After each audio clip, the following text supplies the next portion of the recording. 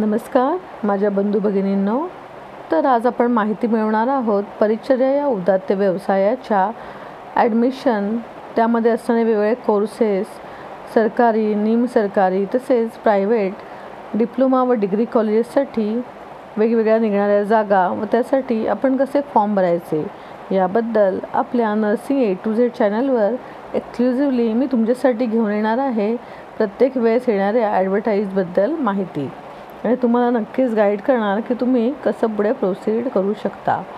तर थोडक्यात नर्सिंगबद्दल सांगायचं तर हा एक असा व्यवसाय आहे की जिथे आपण स्वतः आत्मनिर्भर होऊन आपण समाजाचं जे देणं लागतं ते देणं देऊ शकतो। तर आपण वपू काळे यांच्या भाषेत जर बोललो तर त्यांनी सांगितल्याप्रमाणे उत्तम डॉक्टर होण्यापेक्षा उत्तम नर्स होणं कठीण आहे, इतकंच त्यांचं म्हणणं। डॉक्टरांचा स्टेथोस्कोप फक्त छातीपर्यंतच पोचतो, पण नर्सचा हात काळजापर्यंत जातो। रोग जाणता आला की डॉक्टरचे कार्य संपते, परंतु नर्सला मात्र पेशंट समजावा लागतो। नर्सला रोगाची माहिती नको, नर्सला माणसाची माहिती हवी। मरणाऱ्यांसाठी अजून शास्त्र काही करू शकत नाही, तिथं सर्व धन्वंतऱ्यांचे हात थकतात। पेशंटलाही ते समजून चुकतं, पण धन्वंतरी थांबला तरी नर्स थांबू शकत नाही। म्हणूनच मला हा परिचारिका पेशा खूप महत्त्वाचा वाटतो।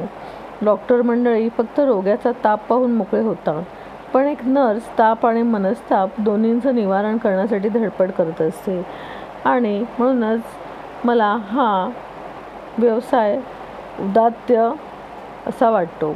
तरी या व्यवसायाकडे वाटचाल करण्यासाठी जे आजचे तरुण मित्रमैत्रिणी खूप उत्सुक आहेत त्यांना नक्कीच आपण वाट दाखवण्याचा प्रयत्न करूया या एका छोट्याशा प्रकल्पातून। तरी आजच तुम्ही नर्सिंग ए टू झेड चॅनलला सबस्क्राईब करा आणि येणाऱ्या प्रत्येक माहितीबद्दल अपडेट्स घेत राहा। धन्यवाद। मी तुमची मैत्रीण डॉक्टर दीपाली उमाळे।